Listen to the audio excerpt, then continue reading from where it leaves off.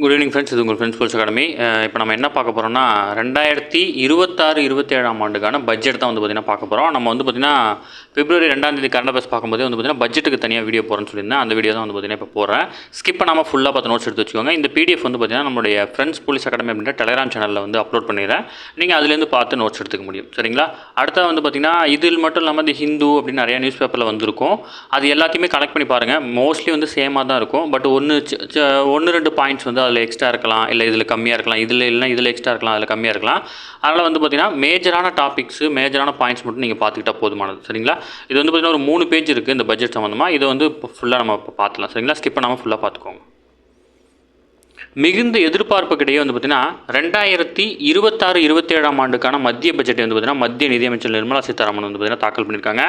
மத்திய நிதியமைச்சராக இவர் தொடர்ந்து 9வது முறையாக பார்த்திங்கன்னா பட்ஜெட் தாக்கல் பண்ணுறாங்க. ஓகேங்களா? முன்னதாக தில்லியில் பார்த்திங்கன்னா நரேந்திர மோடி தலைமையில் ஞாயிற்றுக்கிழமை நடைபெற்ற மத்திய அமைச்சரவை கூட்டத்தில் பார்த்திங்கன்னா மத்திய பட்ஜெட்டுக்கு பார்த்திங்கன்னா ஒப்புதல் அளிக்கப்பட்டிருக்கு. அதைத் தொடர்ந்து பார்த்திங்கன்னா அவங்க பட்ஜெட் தாக்கல் பண்ணுறாங்க. ஓகேங்களா? பின்னர் மக்களவைக்கு காலை 11 மணிக்கு நிதியமைச்சர் நிர்மலா சீதாராமன் பார்த்திங்கன்னா 53.47 லட்சம் கோடி மதிப்பிலான திட்டங்கள் அடங்கிய பட்ஜெட்டை பார்த்திங்கன்னா தாக்கல் செஞ்சுருக்காங்க. கிட்டத்தட்ட பார்த்திங்கன்னா 85 நிமிஷம் பார்த்திங்கன்னா உரை நிகழ்த்தியிருக்காங்க. ஓகேங்களா? அரசின் மூலதன செலவினம் கடந்த ஆண்டு 11.2 லட்சம் கோடியாக ஒதுக்கீடு செய்யப்பட்டது. இந்த பட்ஜெட்டில் 12.2 லட்சம் கோடியாக பார்த்திங்கன்னா ஒதுக்கீடு செய்யப்பட்டிருக்கு. ஓகேங்களா?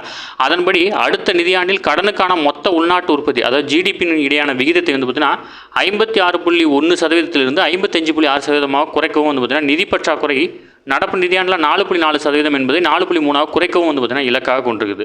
அரசின் கடன் வாங்குதல் அதிகரித்துள்ளதால் வட்டி விகிதங்கள் உயர்ந்துள்ள பங்குச் சந்தைகளிலிருந்து 17.2 லட்சம் கோடி கடன் வாங்க மத்திய அரசு பார்த்திங்கன்னா திட்டமிட்டிருக்காங்க. ஓகேங்களா? அந்த வகையில் வளர்ச்சியை விரிவுபடுத்துதல், விருப்பங்களை நிறைவேற்றுதல், அனைவரின் ஒத்துழைப்புடன் அனைவரையும் உள்ளடக்கிய வளர்ச்சி என்ற 3 கடமைகளில் பார்த்திங்கன்னா பட்ஜெட் பார்த்திங்கன்னா கவனம் செலுத்தியிருக்காங்க. ஓகேங்களா? இந்தியாவிலிருந்து உலகளாவிய தரவு மைய சேவைகள் வழங்கும் வெளிநாட்டு நிறுவனங்களுக்கு 20 ஆண்டுகளுக்கு பார்த்திங்கன்னா வரி விலக்கு அளிக்கப்படும் சொல்லியிருக்காங்க. அது மட்டும் இல்லாமல் நாட்டின் உட்கட்டமைப்பை ஊக்குவிக்கும் வகையில் பார்த்திங்கன்னா மேற்கு வங்காள மாநிலம் தன்குனி முதல் குஜராத்தின் சூரத் நகர் வரை இணைக்க புதிய பிரத்யேக சரக்கு போக்குவரத்து வழித்தடம் அமைக்கப்படும் அப்படின்னு சொல்லியிருக்காங்க. நகரங்களிடையே 7 அதிவேக ரயில் வழித்தடங்கள் உருவாக்கப்படும். 5 ஆண்டுகளில் 20 புதிய தேசிய நீர் வழித்தடங்கள் பயன்பாட்டுக்கு கொண்டு வரப்படும். கடற்கரை சரக்கு போக்குவரத்து ஊக்குவிப்பதற்கு பார்த்திங்கன்னா திட்டம் அறிமுகப்படுத்தப்படும் அப்படின்னு சொல்லியிருக்காங்க. புற்றுநோய் மருந்துகளின் சுங்கவரி விலக்கு அளிக்கப்பட்டிருக்கு. மேலும் 7 அரிய நோய்களுக்கான தனி பயன்பாடு அடிப்படையில் இறக்குமதி பார்த்திங்கன்னா சலுகை வழங்கியிருக்காங்க. அடுத்தது பார்த்திங்கன்னா புதிய வருமான வரி சட்டம் ஏப்ரல் 1 பார்த்திங்கன்னா அமல்படுத்துகிறாங்க. ஓகேங்களா? அதாவது விதிகள் எளிமைப்படுத்தப்பட்ட புதிய வருமான வரி சட்டம் 2025 ஏப்ரல் 1 பார்த்திங்கன்னா நடைமுறைக்கு வரும் அப்படின்னு பார்த்திங்கன்னா சொல்லியிருக்கிறாங்க. ஓகேங்களா? இதில் பார்த்திங்கன்னா விலை குறையும் மற்றும் கூடும் பொருட்கள், இதில் பார்த்திங்கன்னா 17 புற்றுநோய் மருந்துகள், 7 அரிய நோய்களுக்கான மருந்துகள் மற்றும் உணவு, மைக்ரோவேவ் ஓவன் கருவிகள், இது எல்லாமே பார்த்திங்கன்னா விலை குறையுது. அடுத்து பார்த்திங்கன்னா இறக்குமதி செய்யப்படும் விலை குறைந்த குடைகள், ஏடிஎம் இயந்திரங்கள், காஃபி தயாரிப்பு முதல் விற்பனை வரையுள்ள இயந்திரங்கள், இந்த இயந்திரங்கள்லாம் பார்த்திங்கன்னா விலை கூட இருக்குது. ஓகேங்களா? இதில் பார்த்திங்கன்னா தமிழகம், கேரளம், ஒடிசாவில் அரிய வகை கனிமங்கள் ஆய்வு செய்ய மையங்கள் அமைக்கப்படும் அப்படின்னு பார்த்திங்கன்னா சொல்லியிருக்கிறாங்க. இந்த பட்ஜெட்டை பொறுத்தவரை பார்த்திங்கன்னா ரயில்வேக்கு பார்த்திங்கன்னா 2,77,380 கோடியும், வேளாண் துறைக்கு 1,32,561 கோடியும், சுகாதாரத்துறைக்கு 1,06,530 கோடியும், பாதுகாப்புத்துறைக்கு பார்த்திங்கன்னா 7,84,688 கோடி, கல்வித்துறைக்கு பார்த்திங்கன்னா 1,39,283 கோடி, ஊரக வளர்ச்சிக்கு பார்த்திங்கன்னா 1,97,023 கோடி பார்த்திங்கன்னா ஒதுக்கியிருக்காங்க. இதில் முக்கிய அம்சங்கள் என்ன அப்படி கொடுத்துருக்காங்க பார்த்திங்கன்னா வருமான வரி விகிதங்கள் எவ்வித மாற்றமும் இன்றி தொடங்குது. ஓகேங்களா? நீங்கள் கரெக்டாக இன்கம் டேக்ஸ்லாம் எந்த சேஞ்சும் கிடையாது, அப்படியே தான் இருக்குது.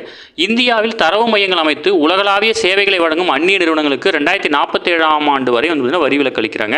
அடுத்த 2047 ஆண்டுக்குள் இந்திய சேவைத்துறையின் பங்களிப்பை உலகளவில் 10% உயர்த்தும் நோக்கில் உயர்நிலை குழு அமைக்க முடிவு பண்ணியிருக்காங்க. அடுத்த பார்த்திங்கன்னா 7 அரிய வகை நோய்களுக்கான மருந்துகள் மற்றும் உணவு இறக்குமதிக்கு வரி விலக்கு அளிக்கப்பட்டிருக்கு. அடுத்த பார்த்திங்கன்னா ஆதிச்சநல்லூர், தமிழ்நாட்டை சேர்ந்த ஆதிச்சநல்லூர், லோத்தல், தோலவிரா, ராக்கிஹர்கி, சாரநாத், ஹஸ்தினாப்பூர் மற்றும் லே உள்ளிட்ட 15 தொல்லியல் அகழாய்வு பகுதிகளை கலாச்சார மையங்களாக மேம்படுத்த முடிவு பண்ணியிருக்காங்க. இந்தியாவை உயிரி மருத்துவ உற்பத்தி மையமாக உருவாக்க 10,000 கோடியில் பார்த்திங்கன்னா பயோ ஃபார்மா சக்தி அப்படின்ற புதிய திட்டம் பார்த்திங்கன்னா அறிவிச்சிருக்காங்க. ஓகேங்களா? இதில் முக்கியமான சிறு மற்றும் நடுத்தர நிறுவனங்களின் துறையின் எதிர்கால வெற்றியாளர்களை உருவாக்கும் நோக்கமாக கொண்டு அந்த துறைக்கு மத்திய பட்ஜெட்டில் 10,000 கோடி பார்த்திங்கன்னா வளர்ச்சி நிதி அறிவிக்கப்பட்டிருக்கு. ஓகேங்களா? அடுத்தது விபிஜி ராம்ஜி திட்டம் அப்படின்னு சொல்லுவாங்க. இது வளர்ந்த பாரத ஊரக வேலைவாய்ப்பு மற்றும் வாழ்வாதார உறுதியளிப்பு திட்டம் அப்படின்னு சொல்லுவாங்க. இந்த திட்டத்துக்கு மத்திய பட்ஜெட்டில் 95,692.31 கோடி பார்த்திங்கன்னா ஒதுக்கப்பட்டிருக்கு. ஓகேங்களா? ஆண்டுக்கு 125 நாட்கள் வேலை வாய்ப்பு உறுதி செய்யும் இந்த திட்டம் வந்து பார்த்திங்கன்னா முழுமையாக அமல்படுத்தப்பட்டு நிலுவையில் உள்ள பணிகளை வந்து பார்த்திங்கன்னா அனைத்தும் நிறைவேறும் வரை வந்து பார்த்திங்கன்னா முந்தைய மகாத்மா காந்தி ஊரக வேலைவாய்ப்பு உறுதியளிப்பு திட்டம் செயல்பாட்டில் இருக்கும் அப்படின்னு தெரிவிச்சிருக்காங்க. இது முதலாக 2000ஆம் ஆண்டு வந்து பார்த்திங்கன்னா இந்த மகாத்மா காந்தி ஊரக வேலைவாய்ப்பு உறுதியளிப்பு திட்டம் 100 நாள் வேலை திட்டம் அப்படின்ற பேரில் வந்து பார்த்திங்கன்னா வந்துச்சு. அதுக்கு மாற்றாக தான் வந்து பார்த்திங்கன்னா இப்போ வளர்ந்த பாரத ஊரக வேலைவாய்ப்பு மற்றும் வாழ்வாதார உறுதியளிப்பு திட்டம் அப்படின்னு ஒன்று கொண்டு வந்திருக்காங்க. இதனுடைய திட்டத்துடைய காலம் வந்து 125 நாட்கள், ஆண்டுக்கு 125 நாட்கள். இதில் மத்திய மாநில அரசுடைய பங்களிப்பு வந்து பார்த்திங்கன்னா 60-40 அப்படின்ற விகிதத்தில் வந்து பார்த்திங்கன்னா இருக்குது. சரிங்களா? அடுத்தது நிதித்துறைக்கு வந்து பார்த்திங்கன்னா 19,72,509 கோடியும், சாலை போக்குவரத்துக்கு 3,09,875 கோடி, ரசாயனம் மற்றும் உரத்துக்கு 1,77,061 கோடியும், புதுப்பிக்கத்தக்க எரிசக்திக்கு 32,914 கோடியும், அறிவியல் மற்றும் தொழில்நுட்பத்துக்கு 38,260 கோடியும் வந்து பார்த்திங்கன்னா இன்வெஸ்ட் பண்ணியிருக்காங்க, பட்ஜெட் ஒதுக்கியிருக்காங்க. இதன்படி வந்து பார்த்திங்கன்னா இந்த பட்ஜெட்டோட மொத்த மதிப்பு 53.47 லட்சம் கோடி. ஓகேங்களா?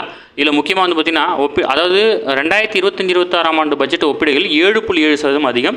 2025-26 49.64 கோடி வந்து பார்த்திங்கன்னா அறிவிச்சிருந்தாங்க. இப்போ 53.47 கோடி. ஓகேங்களா? 2026-27ஆம் நிதியாண்டுக்கான கடன் அல்லாத வருவாய் வந்து பார்த்திங்கன்னா 36.5 லட்சம் கோடியாகும். மத்திய அரசின் நிகர வரி வருவாய் வந்து பார்த்திங்கன்னா 28.7 லட்சம் கோடியாகவும் மதிப்பிடப்பட்டிருக்கு. ஓகேங்களா? நடப்பு நிதியாண்டில் மொத்த உள்நாட்டு உற்பத்தியில் 4.4% என்ற நிதி பற்றாக்குறை வந்து பார்த்திங்கன்னா இலக்கை வந்து பார்த்திங்கன்னா மத்திய அரசு எட்டும் அப்படின்னு சொல்லியிருக்காங்க. அடுத்த நிதியாண்டில் நிதி பற்றாக்குறையை 4.3% மதிப்பிடப்பட்டிருக்கு. ஓகேங்களா? பாதுகாப்புத்துறைக்கு வந்து பார்த்திங்கன்னா 7,84,678 கோடி ஒதுக்கப்பட்டிருக்கு. கடந்த ஆண்டு பட்ஜெட்டில் வந்து பார்த்திங்கன்னா அதை விட வந்து பார்த்திங்கன்னா 15.9% வந்து பார்த்திங்கன்னா அதிகரிக்கப்பட்டிருக்கு. ஓகேங்களா? அடுத்தது வருமான வரி விகிதங்கள். கடந்த ஆண்டு புதிய வருமான வரி விதிப்பு முறையின் கீழ் தனிநபர் வருமான வரி விலக்கு பெறுவதற்கான உச்சவரம்பு வந்து பார்த்திங்கன்னா 7 லட்சத்துலேருந்து 12 லட்சமாக வந்து பார்த்திங்கன்னா உயர்த்திருந்தாங்க. அது அப்படியே தொடருது. இப்போ 12 லட்சத்துக்கு மேலே 4 லட்சம் வரை அப்படின்னா வரி இல்லை. 4லேருந்து 8 லட்சம் வரைக்கும்னா 5% வரையும், 8லேருந்து 12 லட்சம் வரையும் அப்படின்னா 10%, 12லேருந்து 16 அப்படின்னா 15, 16லேருந்து 20 லட்சம் அப்படின்னா 20% வரையும் வந்து பார்த்திங்கன்னா நம்ம செலுத்தணும். ஓகேங்களா? 60 ஆண்டுகள் பழமையான 1961ஆம் ஆண்டு வருமான வரி சட்டத்துக்கு மாற்றாக புதிய வருமான வரி சட்டம் 2025 அப்படின்றது வந்து பார்த்திங்கன்னா ஏப்ரல் 1ஆம் தேதி முதல் வந்து பார்த்திங்கன்னா நடைமுறைக்கு வந்திருக்கு. ஓகேங்களா? அதன்படி வந்து பார்த்திங்கன்னா மத்திய அரசுடைய வரி விதத்தில் ₹1 வந்து பார்த்திங்கன்னா எதில் செலவாகுது, எதில் வந்து பார்த்திங்கன்னா அதிகமாக இருக்குது அப்படின்னு கொடுத்துருக்காங்க. இதில் வந்து பார்த்திங்கன்னா கடன் மற்றும் பொறுப்பு கடன் காசுக்காக வந்து பார்த்திங்கன்னா வரவில் வந்து பார்த்திங்கன்னா அதுதான் முதலிடத்தில் இருக்குது. அதேமாதிரி வட்டி, அதாவது மாநிலங்களுக்கான வரி பகிர்வு வந்து பார்த்திங்கன்னா செலவுகளில் வந்து பார்த்திங்கன்னா அதிகமாக இருக்குது. ஓகேங்களா? அடுத்தது மின்னணு உற்பத்தி துறைக்கான திட்ட செலவினம் 2026-27ஆம் ஆண்டு பட்ஜெட்டில் 40,000 கோடியாக வந்து பார்த்திங்கன்னா உயர்த்தி ஒதுக்கீடு செய்யப்பட்டுள்ளது. இதன் கீழ் மூலதன பொருட்கள் உற்பத்தியை ஊக்குவிக்கும் வகையில் 2 இடங்களில் உயர் தொழில்நுட்ப உபகரண அறைகள் வந்து பார்த்திங்கன்னா உருவாக்கப்படுது. உலகளாவிய போட்டித்தன்மை உருவாக்கும் வகையில் கண்டெய்னர் தயாரிப்பு திட்டம் வந்து பார்த்திங்கன்னா செயல்படுத்தப்படும் சொல்லியிருக்காங்க.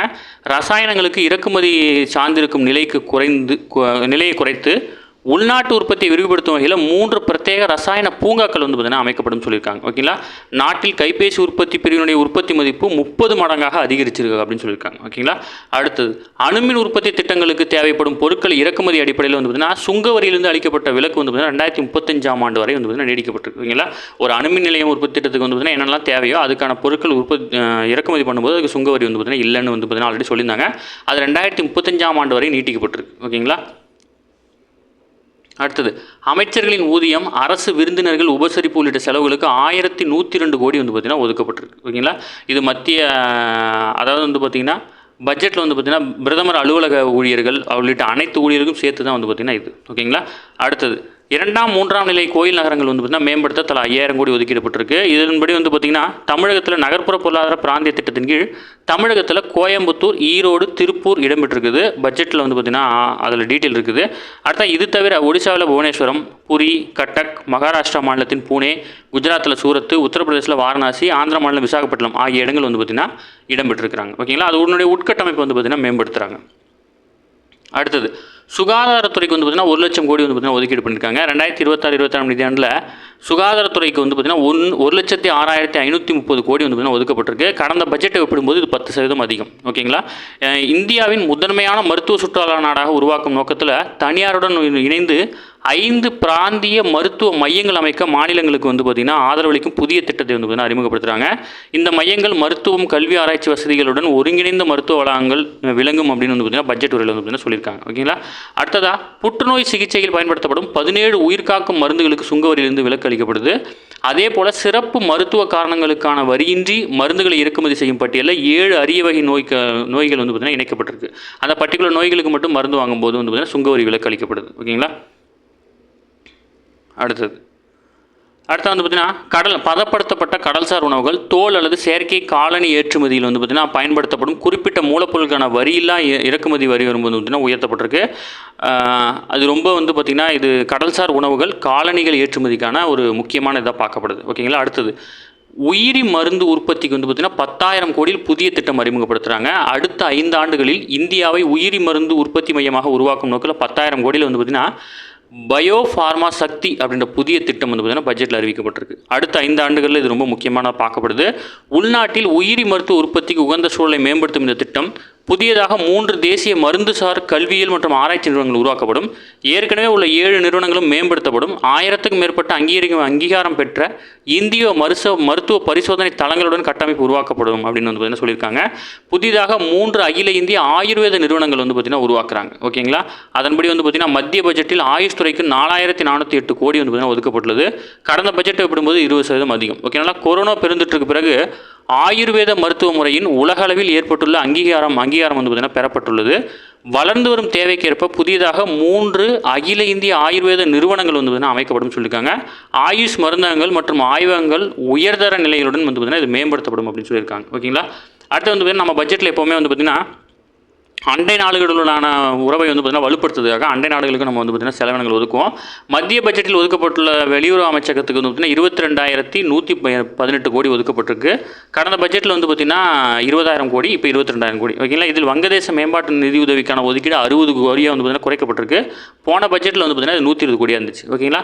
மற்ற அண்டை நாடான பூடானுக்கு மிக அதிகபட்சமாக 2,888 கோடியும், அடுத்ததான் நேபாளம், மாலத்தீவு, மொரிஷியஸ் ஆகிய நாடுகளுக்கு தலா 500 கோடியும் ஒதுக்கப்பட்டிருக்கு.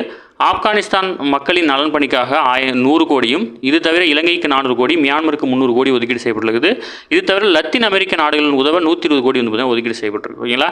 ஈரானில் உள்நாட்டு பிரச்சனை நீடித்து வரும் நிலையில் அந்நாட்டில் இந்தியா செயல்படுத்தி வந்த சபகர் துறைமுகம் திட்டத்துக்கு வந்து பார்த்திங்கன்னா பட்ஜெட்டில் நிதி எதுவும் ஒதுக்கப்படல. போன டைம் வந்து பார்த்திங்கன்னா 1000 கோடி வந்து பார்த்திங்கன்னா ஒதுக்கியிருந்தாங்க. ஓகேங்களா. அடுத்தது உள்துறைக்கு வந்து பார்த்திங்கன்னா 2.55 லட்சம் கோடி வழங்கியிருக்காங்க. மத்திய பட்ஜெட்டில் மத்திய உள்துறை அமைச்சகத்துக்கு 2.55 லட்சம் கோடி வழங்கப்பட்டிருக்கு. இது வந்து பார்த்திங்கன்னா மத்திய பட்ஜெட்டில் உள்துறை அமைச்சகத்துக்கு வந்து பார்த்திங்கன்னா இது நிகழாண்டு வந்து பார்த்திங்கன்னா அதிகரிச்சிருக்கு. சென்ற ஆண்டோட நிகழாண்டு அதிகரிச்சிருக்கு. இது வந்து பார்த்திங்கன்னா உள்துறை அமைச்சகம்னா அந்த ஆர்மியில் இருக்காங்களே அவங்களுக்கு வந்து சேலரி கொடுக்கறது, முக்கியமான அந்த சிலங்களுக்கு வந்து பார்த்திங்கன்னா ஒதுக்கியிருக்காங்க. அடுத்தது மக்கள் தொகை கணக்கெடுப்பு 6,000 கோடி ஒதுக்கியிருக்காங்க. ஓகேங்களா. அடுத்த ஆண்டு ஏப்ரல் 1 முதல் வந்து பார்த்திங்கன்னா மக்கள் தொகை கணக்கெடுப்பு பணி முதல் கட்டமாக நடைபெற உள்ளது. பெண்கள் பாதுகாப்பு திட்டத்துக்கு 889 கோடியும், சிறைகளை நவீனமாக்க 300 கோடியும், துடிப்பான கிராமங்கள் திட்டத்துக்கு வந்து பார்த்திங்கன்னா 350 கோடியும் ஒதுக்கப்பட்டிருக்கு. ஓகேங்களா. இந்த துடிப்பான கிராமங்கள் திட்டங்கள்லாம் வந்து பார்த்திங்கன்னா வடகிழக்கு மாநிலங்களுக்கான திட்டங்கள். ஓகேங்களா. அடுத்தது ரயில்வே துறைக்கு வந்து பார்த்திங்கன்னா 2.77 லட்சம் கோடி வந்து பார்த்திங்கன்னா ஒதுக்கப்பட்டிருக்கு. ஓகேங்களா.